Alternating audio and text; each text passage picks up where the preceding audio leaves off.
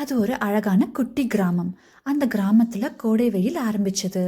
பரீட்சையெல்லாம் முடிஞ்சதுனால குழந்தைங்க எல்லாருக்கும் கோடை விடுமுறை விட்டாங்க. ஆமா, சம்மர் ஹாலிடேஸ் நடந்துட்டு இருந்துச்சு. அங்க ஒரு அழகான வீட்டுல தியான்னு ஒரு குட்டி பாப்பா இருந்தா. அவ வீட்டு பின்னாடி ஒரு பெரிய அழகான தோட்டம் இருக்கு. இந்த தியா குட்டி டெய்லி காலையில எந்திரிச்சதும் அவங்க தோட்டத்துல போய் சுத்தி பார்க்கறது வழக்கமா இருந்துச்சு. அவ ஜாலியா அன்னைக்கும் சுத்தி பார்க்கறதுக்கு கிளம்பிட்டா. அப்போ வெயில் ரொம்ப அதிகமா இருந்துச்சு. அதை பார்த்த உடனே தியா ஏன் இவ்வளோ வெயில் அடிக்குதே அப்படின்னு நினச்சிக்கிட்டே போனப்ப அங்கே ஒரு வாழை மரம் காஞ்சி போயிருக்கிறத பார்த்தா. அதை பார்த்த உடனே தியாவுக்கு ரொம்ப சோகமாயிடுச்சு. ஏன் இந்த மரம் செடிகள்லாம் இப்படி காஞ்சி போகிறது? இப்போ நம்ம என்ன பண்ணுறது? இப்படியே போச்சுன்னா பழங்கள் கிடைக்காது, பூக்கள் பூக்காது. இதை இப்படியே விடக்கூடாது, நம்ம ஏதாச்சும் செய்யணும் அப்படின்னு யோசிச்சுட்டு இருந்தா.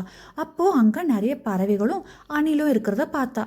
ஆமாம், இந்த பறவையும் அணிலும் என்ன பண்ணும் பாவம், அதுங்களுக்கும் எதுவும் தெரியாதே, நம்ம தான் ஏதாச்சும் பண்ணணும்னு யோசிச்சு அவளுக்கு ஒரு சூப்பர் ஐடியா கிடச்சிச்சு.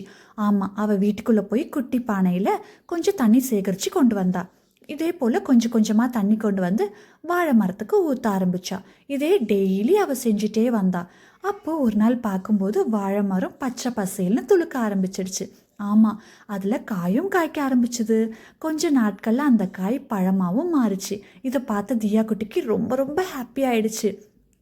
இதே போல் டெய்லி அவள் தண்ணி ஊற்றுறத வழக்கமாக கொண்டுட்டு வந்தா. தியா குட்டி போலவே உங்கள் வீட்லேயும் மரமும் செடிகளும் காஞ்சி வந்தாலும் இல்லைனாலும் அதுக்கும் கோடை விடுமுறையில் நீர் தேவைப்படும். அதனால் நீங்களும் தியா குட்டி போலவே டெய்லி உங்களால் முடிஞ்ச அளவுக்கு கொஞ்சம் கொஞ்சம் தண்ணி கொண்டு போய் அந்த மரத்துக்கும் செடிங்களுக்கும் கொடுங்க. சரியா?